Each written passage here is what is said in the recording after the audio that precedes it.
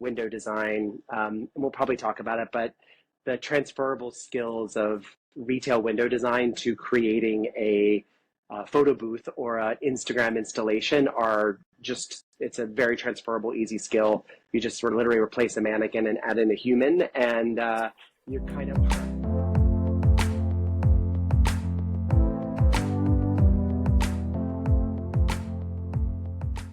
And I think I told you about that Yeah. on the phone. And we actually haven't even met in person. No. It's crazy because I was on Pinterest trying to get some backdrop, some unique backdrop ideas. And I love to create unique backdrop. Like I have a folder in there. It's just like, it's something that I do that kind of helps me with my creative process. Because I'm a very visionary person. I love to see things and the things that stand out, the bright colors and the contrast and all that. I think I saw maybe 2 or 3 of your activations and I was like, I'm going to find this guy on Instagram because it just was so beautiful, so creative, all of your activations. And then I stalked you a little bit. I hope you don't mind. I think that's why we put stuff out into the world, is for people to like discover it and hopefully enjoy it and dive down the rabbit hole.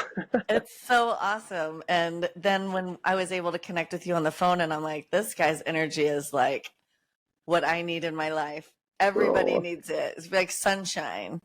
Thank you. That's very, very kind. Thank you so much. I appreciate it. You're welcome.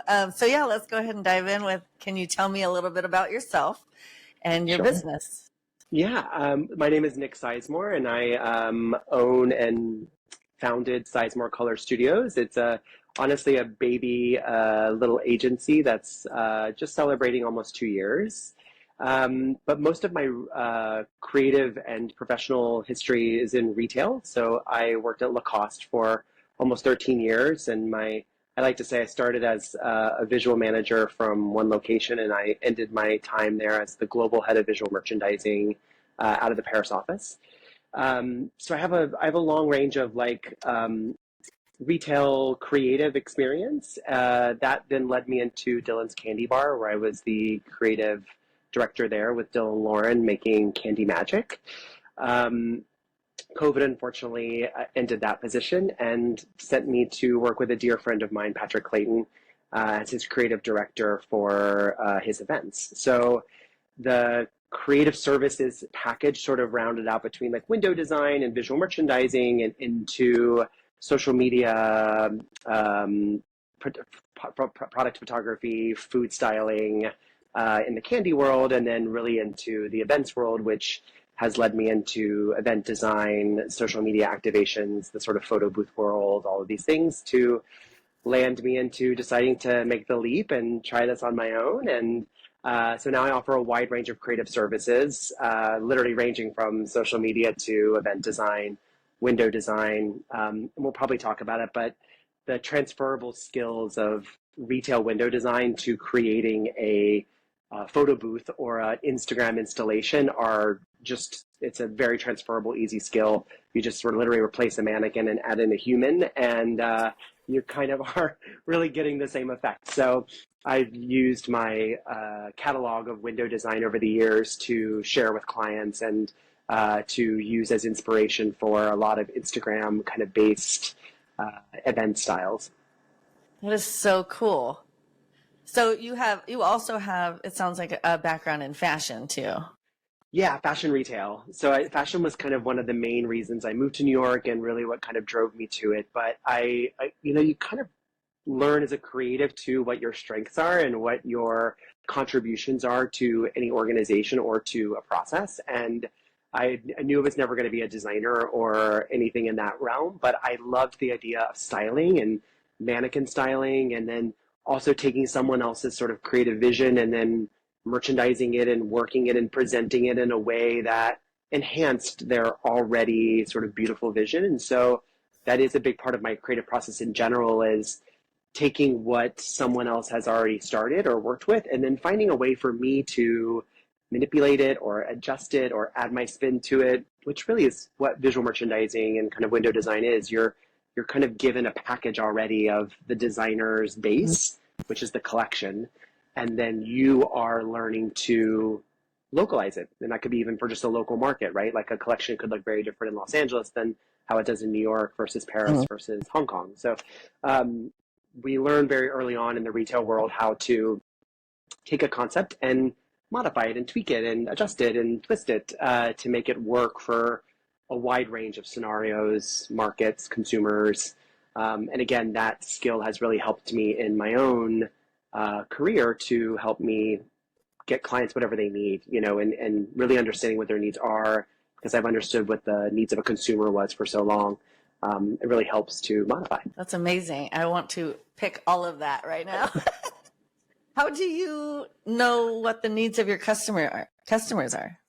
I mean, they tell you, or how do you listen? Yeah, I think specifically in the retail world, it's really about understanding what your store staff is telling you and understanding what your team on the ground is saying. So they're having daily interactions with your guests, right? They're in the fitting rooms, they're getting the feedback, they're understanding what they're looking for, what they're not finding, and then kind of going in as a student. And I think that's another great philosophy to kind of carry through these conversations. But pretending that you know it all doesn't really get you very far. But if you're going in and asking a lot of questions and you're really listening and you're being present with whether that is the store manager that you're doing a store visit with, or whether that's your current client that you're trying to understand how to create an event or activation for, but listening and understanding and asking lots of questions is a really great way to gain the information and then believe it and then activate on it. And, kind of always being in action, I think is a really great approach to it too. So you try a lot. If they say the guest is looking for this or the client's looking for this, and you try it and it works, great. If it doesn't, you try something else, and you try something else, and you try something else. And I think sometimes a lot of companies really like to sit and deliberate a lot. And I am much more of a person who says we've just got to try it. We just have to try it. And if it works, great. If it doesn't, then we modify and then we adjust, or, let's just get the thing installed. And then if guests are coming, then great. And if not, we'll tweak it. We'll add something else. We'll take something away. We can make it work. But keeping yourself and your client constantly in motion, in action, is always like a really great mindset for you to be in. Yes. And and tying that over to like somebody who owns a photo booth business, we find ourselves always at the very end. We've got to set up at the end, but it's like that's when all of the changes come in and all that stuff. So preparing ahead of time and taking that action and making sure, it's really cool, really, really good.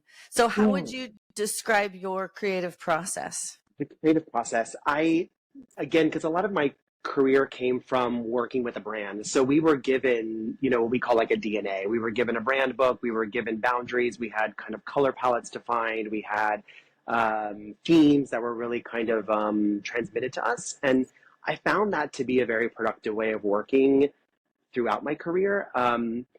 I've learned I'm also an educator. I teach at LIM. I teach creative services, and I've always loved the idea of education. It was my first major in college, and I'm a mentor to people as well. But when you give someone a project and you say, do whatever you want, like it's honestly so wide and vast for them that people don't know where to start. They actually really get lost. And it's actually, people always like, I love the creative freedom. And I'm like, I don't think you really do. You actually, you kind of need some boundaries. And so part of the creative process for me, especially when I'm working with a client, is to make sure I understand their boundaries. I need to understand what their parameters are. I really want to understand as much information that I can get from them. And that includes photos sometimes where someone's like, I want this. And I'm like, what do you mean by that? Because when you say that word, I see this in my head, but that might not be what you're seeing. And so getting a visual reference from them is really important.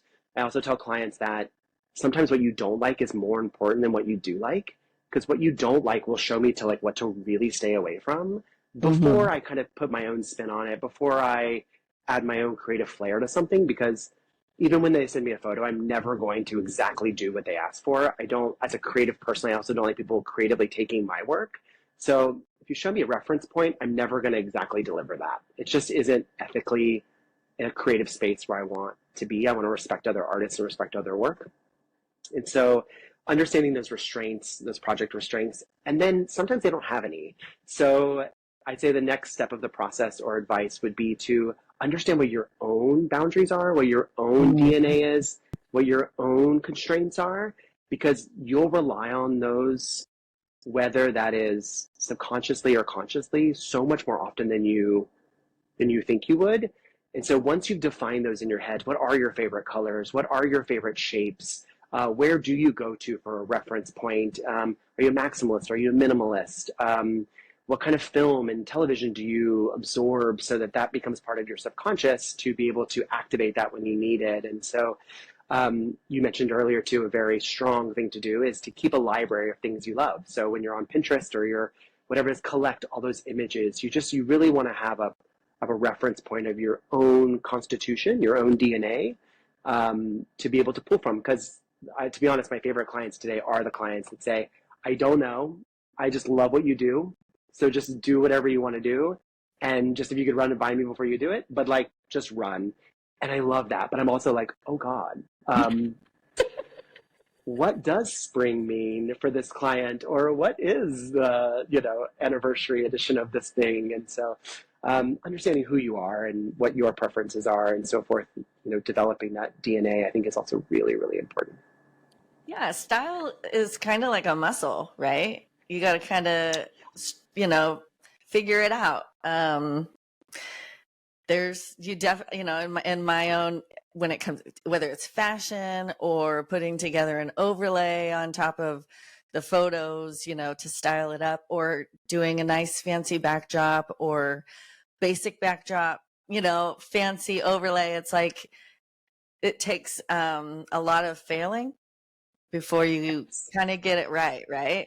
Like, I look back at some of my old stuff and I'm just like, ooh, rough. But it was right for the time, right? It was probably right for the time. It was probably my right style for the client. then, I've got a fly around here. Yeah.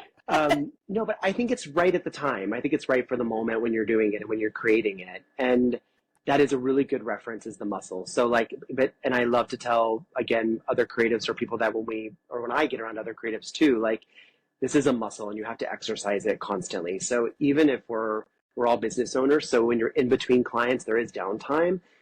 Try doing creative projects just on your own, because you have to keep the muscles activated. And once they become a little bit too dormant, it's really hard to reactivate them. When someone calls us like, I need an idea tomorrow, and you're just like, oh my gosh, I haven't done anything in 10 days. Like, how do I rejuvenate that? Kind of goes back to that staying in motion process. Like, if you keep moving, it's much easier to stay active than it is to kind of oh my gosh. And again. Nothing proves that more better than the pandemic. My first event coming back off the pandemic was a bust. I was like, I don't know what I'm doing anymore. The pandemic, wow. The amount of Monstera leaves I painted, and I was just like, I literally did an installation in my kitchen. This is no joke. We collected trash, like recycling, over a matter of 2 or 3 months. And we created 3 shelves in our kitchen to make a pantry.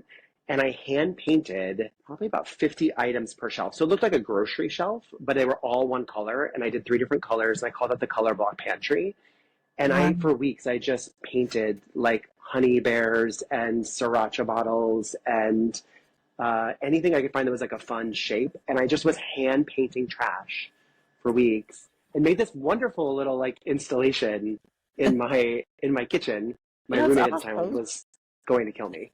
But I actually got photos of it on my website. You can go to sizemorecolorstudios.com. You can absolutely see the color block pantry. But it was a pandemic project that I just kept me real busy.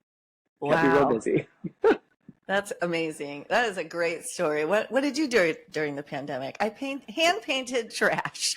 Hand painted trash. And let me tell you, that yellow color took 5 coats. 5 coats per item. It was a very buttercream yellow, and it needed lots of coats. That's my favorite color, is yellow. Not buttercream. It's, well, maybe sunshine yellow. That's my favorite color. A always very has vibrant, optimistic, cheerful. I am a huge fan of color, and it's kind of why, I've named the company after more color. My last name is Sizemore, so it's a pun on my last name, but Oh more yeah. color.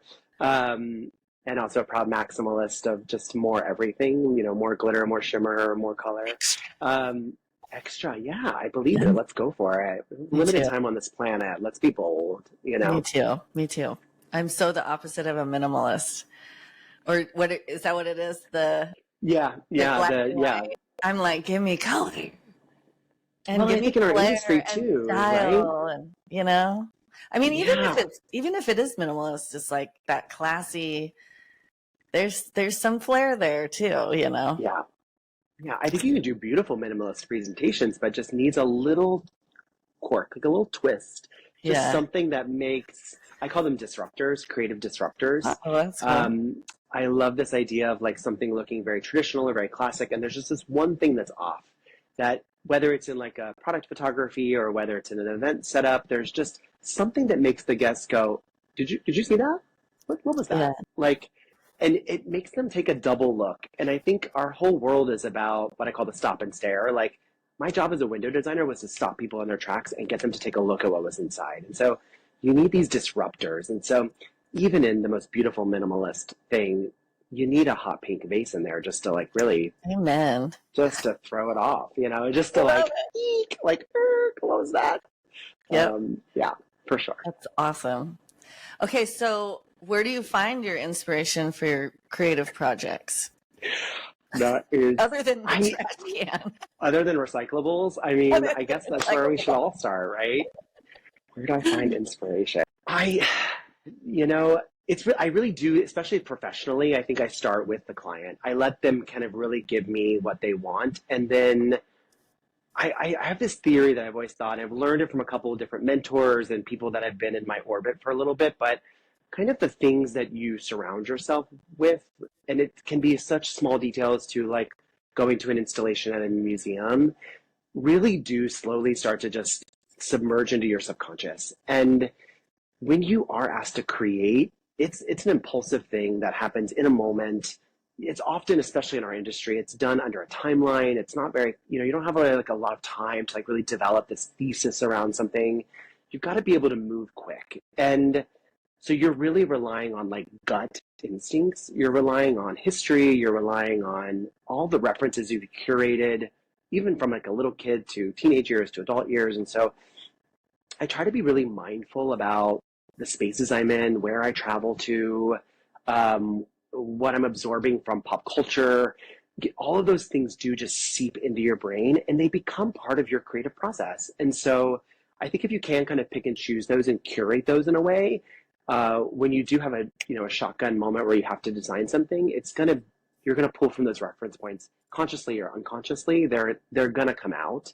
And so I think a big part of that is just being very mindful of what you're around or what you're seeing or what you're listening to, or kind of always being tapped into that creative space. I try to be around as creative people as much as I can because they inspire me, their thoughts, our conversations.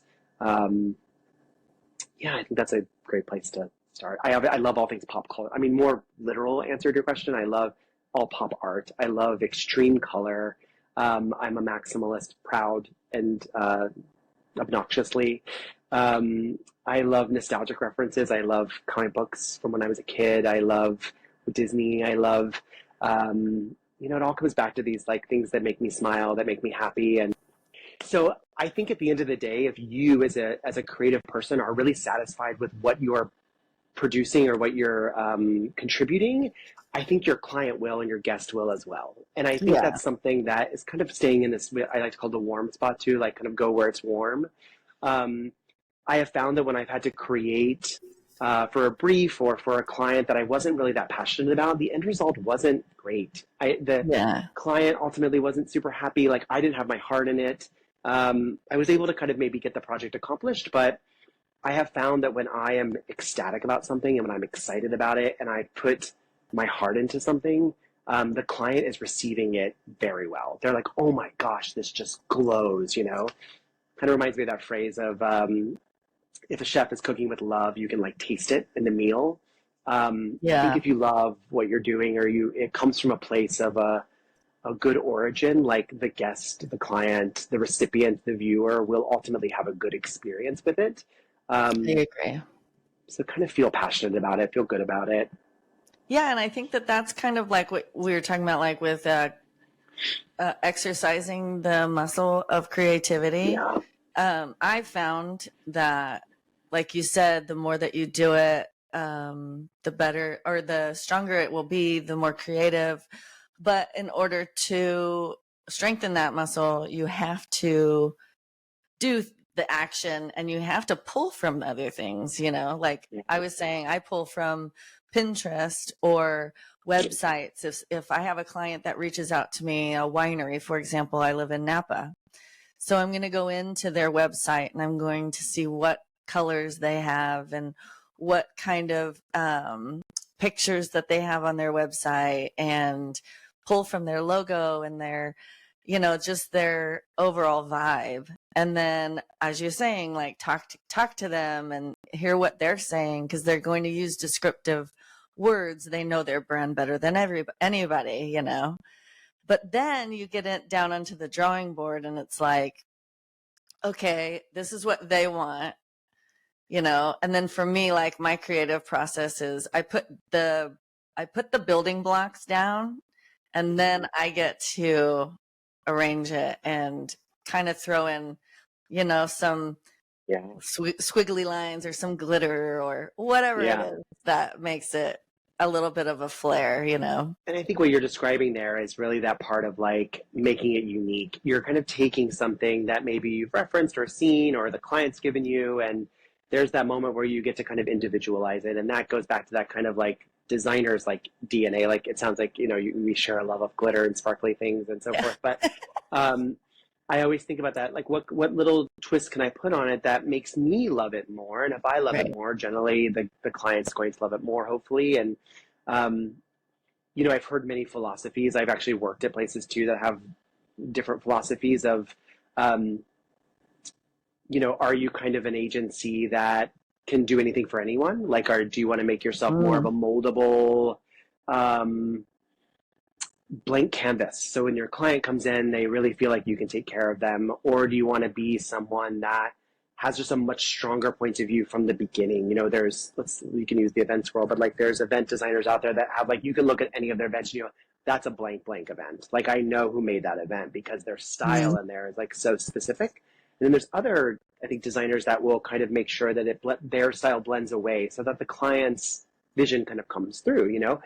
And I think while both approaches work, I have found such a strength in the authenticity of kind of being yourself and letting your preferences kind of shine through, because I found what happens is the clients come to you for that style. They go, oh, I've been to your website and I've seen that it's loud and it's colorful and it's glittery and it's sparkly and I love it. But I also see in your portfolio you can do other kind of work. But I can see that you have a point of view and I want that point of view. And that's how I really landed the Once Upon a One More Time Broadway show job, which I think is the glittery photo booth that you probably stumbled upon on Pinterest, I think from our earlier conversation.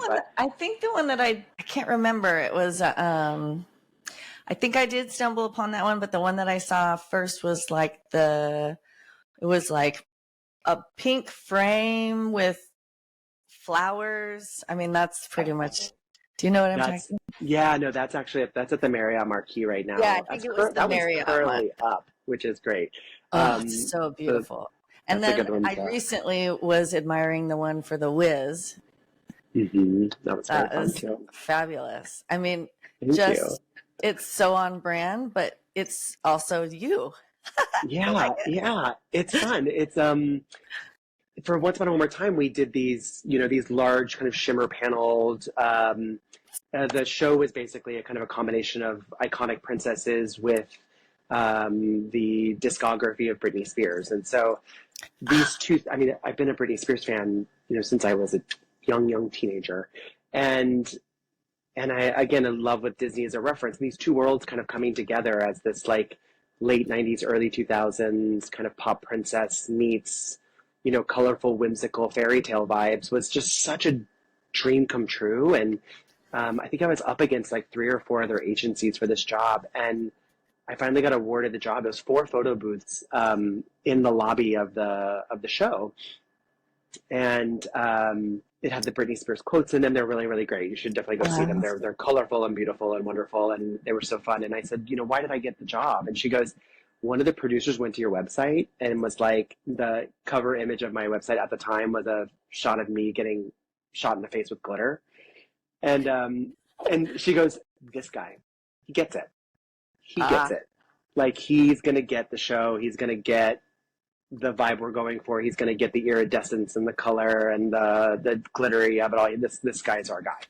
And it was such a moment. Like, my company was so new, and I was so worried about what image I was presenting out in the world, if it was, too out there or too extreme, and should I be more soft? And it was just the right message at the right time to be like, no, just be authentically yourself, and projects will come along that reinforce that yeah. idea. And I love that because so many people start businesses and they're like, okay, what do I do? And then they go into that cookie cutter, yeah. everything basically. But you're proving that authenticity is what actually makes you shine Yeah. brighter than your competition. You don't want to be doing what everybody else is doing. Well, and it's authenticity and transparency. I think we're in that phase now, especially with social media and the way the world is kind of navigating itself. And so many people are, everyone has a voice, right? Everyone has a camera, everyone has a video, everyone has a phone. Yeah. And so trying to be something you're not is absolutely exhausting. And trying to be something for everybody is like impossible. And so I kind of got to a place where I was like, I'm just going to be as authentically me as possible, work really hard, meet my clients' objectives, and then the rest is up to the world. Like, the rest will take its course. Like, I'm not in control of any of that. Destiny will tell me if it's working or not. Time will be the answer to those questions. And so, fortunately, things are going in a good direction currently. It's like, I feel like it's working to kind of just be as authentic and transparent as I can. And Yes, it's it's also working. just very freeing too. Yeah. It takes a lot of pressure off yourself to like pretend to be something you're not. So It's yeah, so true. I mean, that's why it's really nice. I am just not meant for the 8 to 5 job. Yeah. Like I'm not that person. I can't fit that mold. And it's frustrating, to not if you're working an 8 to 5 job, it's frustrating to not be able to, like you said, it's exhausting to try to be It's something that exhausting. you're not. And yeah, that's why I love the freedom of being a business owner in itself is I can wake up when I need to, work when I need to, because sometimes those creative visions come at 1 o'clock in the morning and all of a sudden I'm super energized and I'm ready to work till 4 or 5 o'clock in the morning. Yeah. Well, and that's a really good comment too, just kind of going back to the creative process, but like sometimes giving those ideas space, like I Mhm. will, like knowing when to stop. Like, I will Yeah. work an idea and I'll be like, okay, I need to stop. I'm going to go take a nap. I'm going to take care of myself in some way. That might mean I need to like feed myself. I need to take a nap. I might need to take a walk and get some fresh air. I might need to just watch some, Just television have for to go to the 30 seconds, bathroom. the bathroom. And when you give it a little breathing room, like sometimes the idea just solves itself. And I have Mm. absolutely woken up in the middle of the night and been like, I literally work in my dreams. It sounds Yeah. insane, but like the idea will continue to sort of like work through itself, and I'll wake up and be like, that's it. I just figured out how I was going to make that thing. I knew I had this idea, but I knew I was going to make it. And my dream last night, I figured out how I was going to construct this like wild thing. Or um, so sometimes giving it a little space and a little room to breathe, and then coming back to it is um, another great thing. But yeah, sometimes you just do the work in your dreams. Like, Or while you're driving and it's like, crap, I can't write this down. Start doing voice notes. Yeah. doing voice notes, yeah, while swerving. It's great. It's funny. All right. Well, can you walk us through one of like a specific project that you are particularly proud of and take us through the process of how it developed? Yeah, I think the Once Upon a One More Time one is a really good example. It's, kind of keeping it within the photo booth world and subject Yeah. matter, but um, yeah, a friend had reached out and said that they knew a friend that was looking for X, and so it came through kind of reference or referral. And walked me through the project and kind of gave me, I got to see all the kind of designs of the show and what the set looked like. And before the show had come out, and was able to kind of put some ideas together. They had done a soft launch of the show in another city, so they had a reference for the photo booth of what they kind of wanted it to look like. And so I had a lot of parameters, which was great. I had colors, I knew what the characters looked like, and was able to kind of construct these photo booths. And the joy of that was they executed beautifully, and the client was very happy. But then they immediately, like before that was even finished, said, "We think you really get this show. You get this brand. Like we're really clicking. Like, would you like to do this immersive hotel room experience?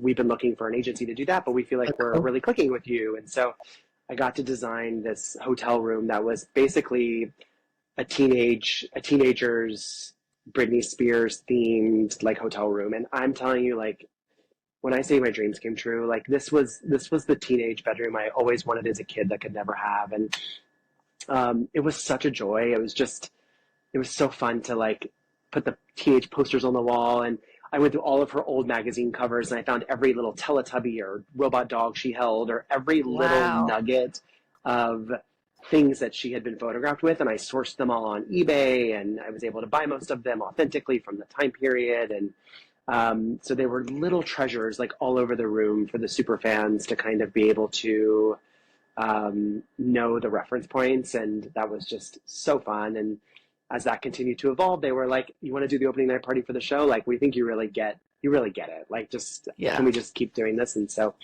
I did the event design for the opening night of the show, and it was just so fun. I think there was like 1,300 disco balls all over the tabletops. And oh my gosh.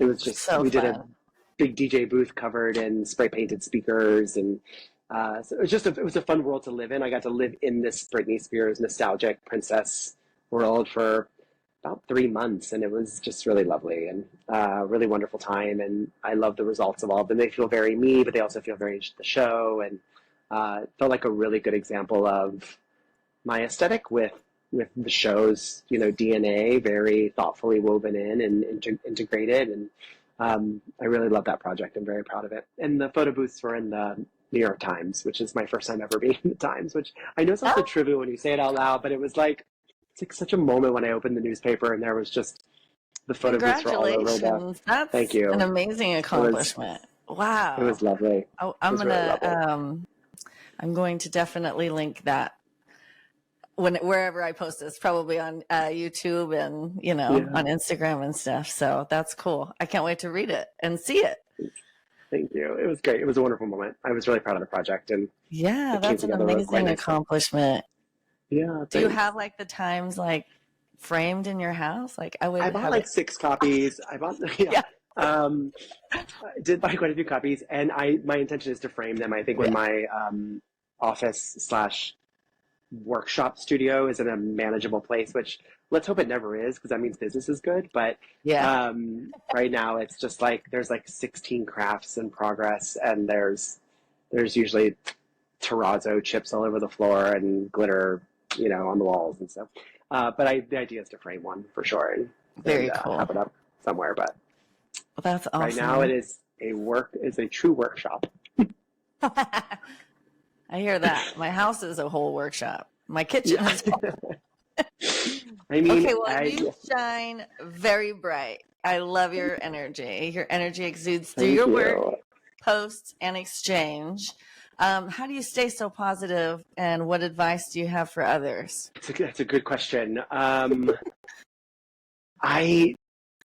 try to really think, and I would go back to that kind of sponge idea where you're kind of absorbing everything you're around. And I also try to be very mindful that the people that I'm around are absorbing my energy. And so if I'm walking in and I've had a bad day, it's really my, I'd say obligation even, is to kind of reset my mood or do what I need to do to take care of myself before I go onto a job site or to interface with a client, because I want their experience to be great. I want the guest experience, I want my client's experience, I want everyone's experience to be joyful and fun.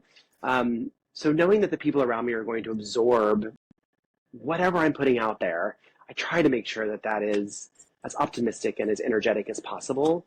I I like to think that people hire me because I'm creative and I work really hard and I'm talented, but I know too that it's because I'm really fun to work with. And I say that as humbly as possible, but like, I, I want to be someone that's like, yeah, Nick's great, but like, he's also just really fun. And we kind of just love having him on site, and we want him to be there, and we kind of want him to do the party because he makes us laugh. And, um, so I think about that as a contribution to my relationships with my clients, but also as part of a business is as spreading optimism and spreading as much positivity as I possibly can. And to say that we're also human, and so we have days, and that part of that is taking care of yourself, right? So you're learning when you need to recharge, learning when to.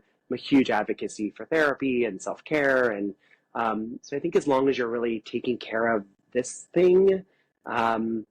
As much as you can, that the external positivity will just kind of happen, because I think you've kind of worked on the internal part of it. So keep as much as you can to focus on yourself and focus on taking care of yourself. And what's that thing, like you have to put the gas mask on yourself first before you can like put it on someone else, right? So The oxygen mask. The oxygen mask. Did I say gas mask? No, I did not. You can leave that in because it's really funny. It was hilarious. Oh my God. I mean, there had to be one for it. So you have to put the gas mask, Jesus. You have to put the oxygen mask on yourself first. I had to point it out because it was hilarious. No, it's great. That's great. Absolutely leave that in. But you have to take care of yourself. And I think if you're taking care of yourself, I think you can then help others. But I don't think you're going to be really of good service to others if you're not really taking care of yourself. And so the days where I'm taking better care of myself, I'm much more pleasant to be around. I'm more joyful. Yeah. I'm more exciting. I'm having a good time at my job. I think that helps other people. I've had quite a few interns now, and a lot of them said, like, she's like, no matter what we're doing, we could be like unpackaging flowers. She's like, and it's just so fun. She's like, you just make things fun. And I like that. I like that as a quality. I like that as something I can leave to someone. I love that. And it's cool for me because people say the same thing about me. And so it's fun to see. Yeah. It's fun to see that in you, so I can kind of see what other people are seeing in me in that sense. Yeah. My mom, she passed away in 2019, but she started with me in 2012. She was actually my business partner, like a silent business partner for a few months, and then she was out. I'm done. But she said that to me. She was like, people are going to hire you because you're fun, like, because you're you. And I'm like, that's so cool. That's a cool thing for your mom to say, but she was really honest. She was like, they're going to like it just because, they're going to be with you. And I'm like, so fun. It's so true, though. It's really true, especially when you're working in the events world. Like, you're on site, you're with guests, like having that, an ability to like work with clients or customers or guests. Like, it's such a skill, and it's a part of this world. And I think it really goes a long way. It really does. It's interesting that you say that, because I do sometimes have expectations, especially for clients that aren't, like, they're not common knowledge. Like, communication is not common knowledge, like good communication. People have to go out of their way to learn how to communicate. They need to learn how to, understand that other people take you a different way than maybe you take yourself. Like, everybody else has their own world and their own way of absorbing things, because everybody learns differently and everybody has different cultures. I lived in Germany for 3 years, and you don't walk, like, I live in California. That's where I'm from. You do not walk down the street in Germany and go, hi, to a stranger. But we do it all the time here in California. If you do it in Germany, they're going to look at you like you're insane. And I've done it. Yeah. And they've looked at me like I'm insane. Not because they're mean people or anything. It's just not part of their culture, No. And so, I lived in... Go ahead, sorry. No, you're fine. Go ahead. I lived in Paris for a couple of years, and people always said, you must have learned what it was like to be a Parisian. And I said, no, I learned what it was to be an American. Because your differences are so clearly defined by the looks on people's faces. You're like, oh, we are a little bit louder than most. I do eat faster than you. I do eat more Yeah. than you. I am overly communicative. I am rambling. You're not responding. There's just I'm prompt. You're not, like there's just I'm these, extra, you're more reserved, and yeah, yeah, yeah. totally. Oh, you don't wear hot pink head to toe every day. Got it. Okay, noted. You start to, it acts as a mirror in that sense where you're starting to examine your own behaviors and self before you're kind of Mhm. learning what their culture is, because I think the first phase is to go, what am I doing wrong? Right. Why am I eliciting this reaction? And I think you're referencing a good point. Like when I'm behaving a certain way with a client and I'm not getting it reciprocated, I'm going, oh, they're just, oh, they're not used to this kind of transparency. Like they're not used to this honesty. That's like, oh, I actually don't think that design is going to achieve your goals. And they're like, what? And I'm like, Right. that's just not going to work. I think what you're presenting is beautiful, but like I truly mechanically, not only will it not work, but also like it's not going to achieve the social reach or the objective that you're looking for in terms of like guests and relevancy, like right now. And I have some clients that respond so well to that. They're like, oh my God, thank you so much for that honesty. And then people are like, excuse me? And I was like, oh, I didn't really test the barometer before being like that transparent. And Yeah. so yeah, you learn pretty quick. It's like, I was taught that by like a mentor that I had when I first started my photo booth business. He called it, I can't remember, it was like the ugly baby syndrome or something like that. Like he told me straight up, he's like, you as a creative, because he was a designer, like a marketing designer, website and logos and things. And he said, you have to be willing to tell people that their baby is ugly. You don't, like, business wise, you don't want to go around like, this is my baby, this is my baby. And it's the ugliest thing you've ever seen, Like, you have to be able to tell people that their baby is ugly in a nice, obviously, kind of great way. But like you just said, this is not going to meet the objective or your goals and what you're trying to aim for. There is a way to say it, but yeah, you just have to be willing well, to say it. you have to offer the solution. And I think that's a big part of that is just saying something doesn't work or is ugly is like it could come off as like offensive or Yeah. even not really helpful. But if you're saying, I really like where you started, I think if we did this or changed this or maybe added this or minimalized this, like if you're offering the solutions to get them to a place where the objective is more positive or the solution is more positive, I think those conversations go over a lot more effectively. Yeah. But I have been in a situation where I've done both, and I've learned the hard way that coming to the table with some criticism or critical feedback, but then also immediately offering some solutions is a great way to approach that. But I like that. My wheels are turning as you're speaking. That's why my eyes are going. yeah, We often in the photo booth industry will come across a client where they're like, we're going to provide our own backdrop. And it is the most horrendous backdrops you've ever seen. And they're usually like cut halfway so that, they look like a backdrop, but then it's like aesthetically from the actual, guest's point of view, it's yeah. just like this plastic thing that's hanging on the wall. It's horrendous.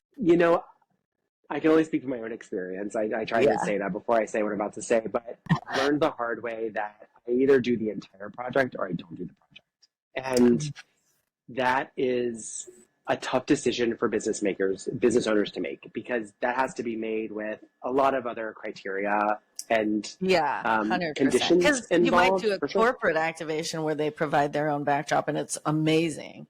Like something that you set up, but. Well, and that's something where you can even partner too and say, like, I'd like to see that in advance. I'd like to ensure that, like everything is aligned. But the amount of times I've showed up to something where they've just hired me for the day. I have like a day rate. You can hire me for the day and I will show up and like I will creatively execute like whatever you need me to. Like given with enough, Cool.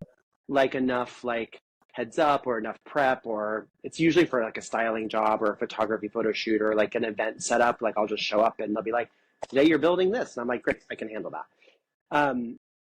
But there's been a couple situations where I walked in and they're like, we're going to have you do this. I'm like, no problem. And I get there and like they've ordered the wrong supplies. The supplies they've ordered like don't actually connect together. They didn't order enough of it.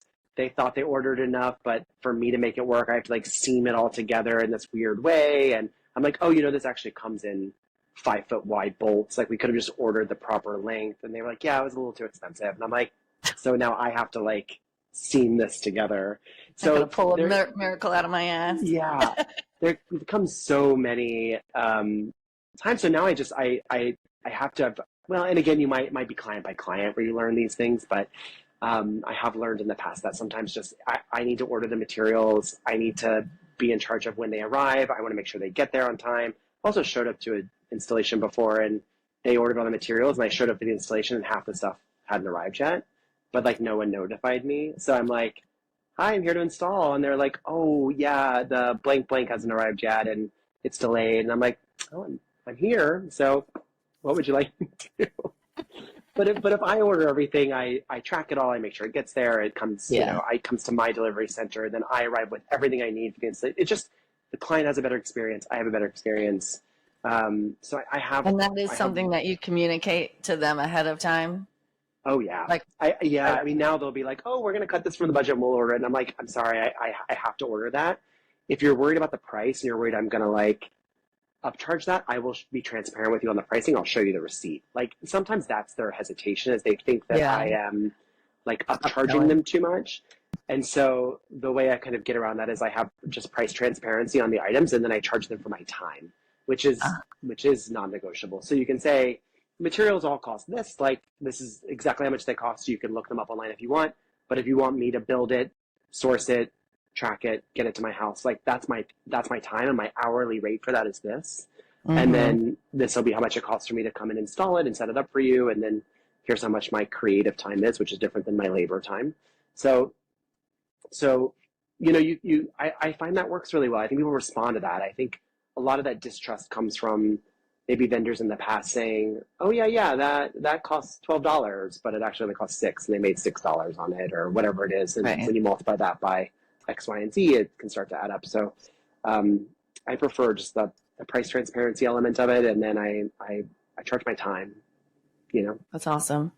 One of these days, we'll probably have to come back and talk about creative pricing because that's hard. Difficult. Very, very hard. And being an advocate for yourself and knowing how much you are worth is one of the most challenging things I think a lot of people go through in this process. And it's relentless because you're being questioned on it every single time. Anytime a new client comes in, that's the first thing they want to talk about is how much your time is worth. And that's the first thing they negotiate because it's the only thing that isn't a hard line. It's not something there isn't an exact, well, this is how much this costs, this is how much you owe me for it. Like you can't really argue that, right? But people can argue your fees, they can argue your time, they can argue those things, and determining what that number is and how you determine it and how you become an advocate for it is challenging, very challenging. Yeah. But I can say whatever you determine that price to be, like you really can't budge on it. It's the very first time you budge on it, there's no turning back. Like whatever you negotiate that first discount for that client is, that is the price they will expect going forward. And I've absolutely lost clients from it, but then the next client comes in a week later and they accept it and we have a better relationship because of it, because they trust me. They trust that I'm telling them the truth. They trust them that I am telling them that is how much my time is worth. And that initial negotiation also just establishes so much foundation for the rest of the business working relationship that it is incredibly valuable for you to know that number, believe that number, and then have them believe that number. And it really does lays the yellow brick road for the future. It just lays the pavement down. The yellow brick road. I love it. I'm in the Wiz world still. Yeah. The Wiz. Is there anything else that you'd like to share with our audience? Oh my gosh. Sorry, I'm looking at some quick notes. I'm sure you did a very nice job of this out, but We talked about it a little bit. Just I think being a student is always very helpful. I really love this idea of, anytime that I can kind of deflate my own ego by reminding myself that I am here to be of service to other people.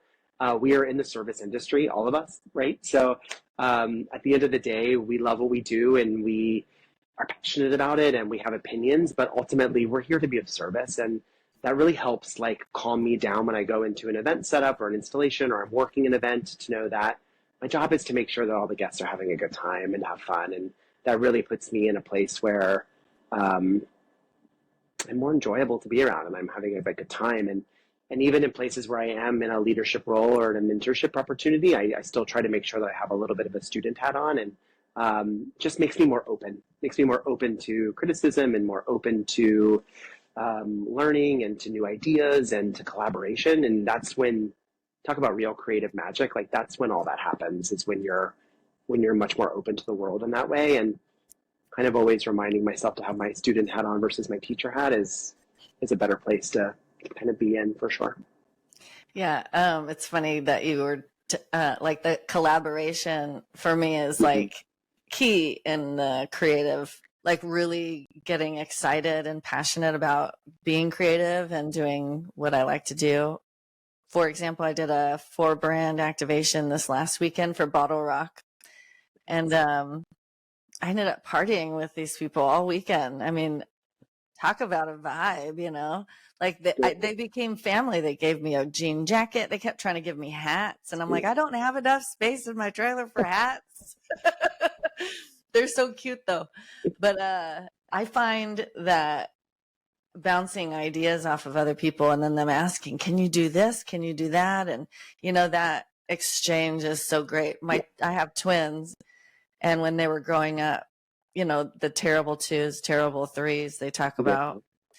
I mean, the ideas that my twins would bounce off of each other before they actually made the chaos that they would make. The things that my twins did were 3 or 4 times worse than what my single kids did, because they bounced ideas off of each other. They collaborated. They The were like, momentum, yeah, they were like, we should do this. Well, what if we did that, but then we did this? And they're like, oh yeah, and then we could do that, I mean, yeah, it's amazing, the collaboration and the that collaboration. but that energy that you get and that Yeah, excitement, yeah. it's I have magic. we have another project we call Craft Night NYC, and it's with my creative life partner Darcy Barber, and um, our collaboration together as two creatives is one of the most like treasured and like valuable, I think, creative experiences I have right now in my life. And it's exactly that. It's like we come to the table with our own ideas, and then we listen to each other, and then I think about the way she would approach something, and I think she thinks about the way I would approach something, and then we kind of come together and we create these wonderful, wonderful things. And it's a monthly makers session that we hold in New York City, where we have a new craft each month, and people can come and buy tickets to the workshop, and we teach people how to make said craft.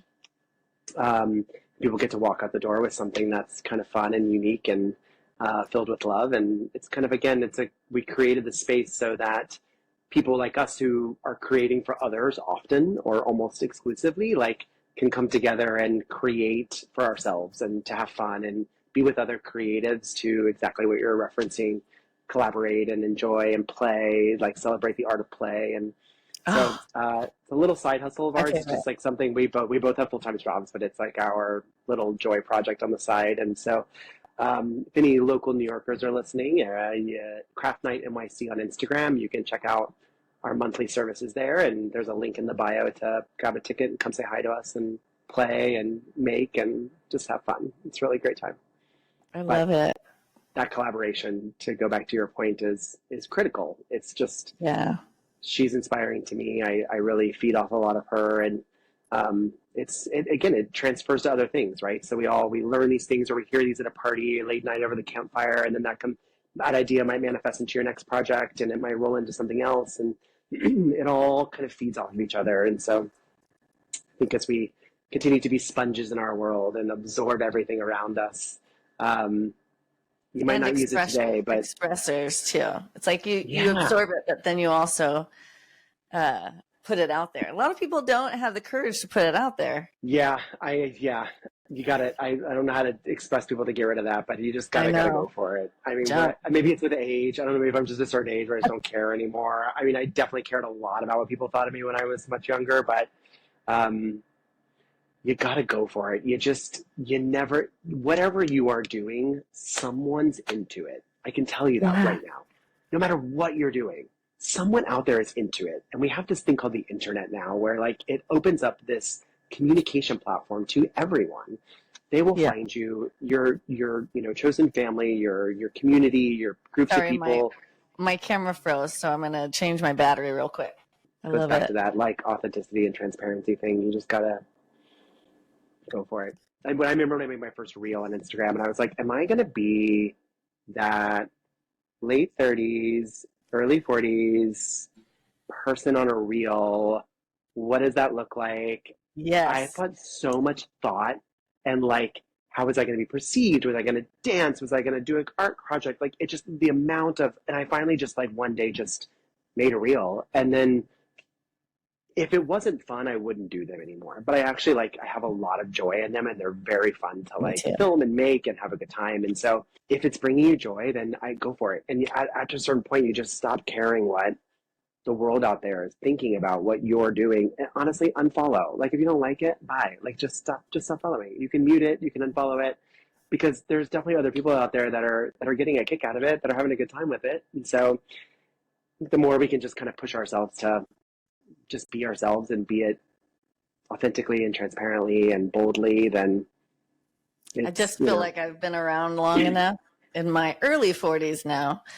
Um, I feel like I've been around long enough to know that, people come and go. And I mean, your world can change in a day. Like the people that you are completely surrounded with right now in a year, you might not even ever see them again. Like it's amazing. And being a creative, and I mean, this for me, creativity is something that goes all the way down to just even creating my own life, my own world, putting intentions out and really trying to shape who I am, and or just how my world is. A year ago I didn't live here. I didn't have the friends that I have. I didn't even, you know what I mean? Like it's a yeah, completely different shift.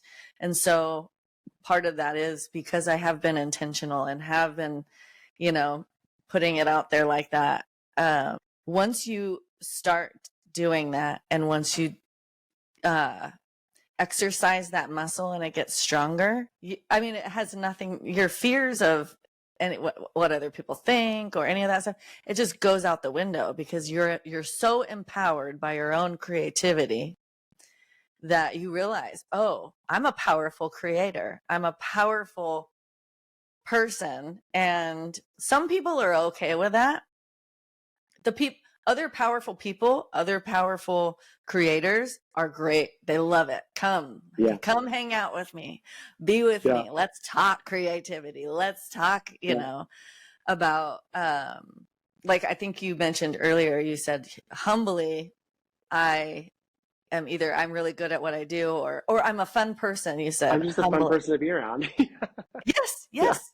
And um I'm on the spectrum. They used to call it Asperger's. Now, everything is autism or neurodivergent, ADHD.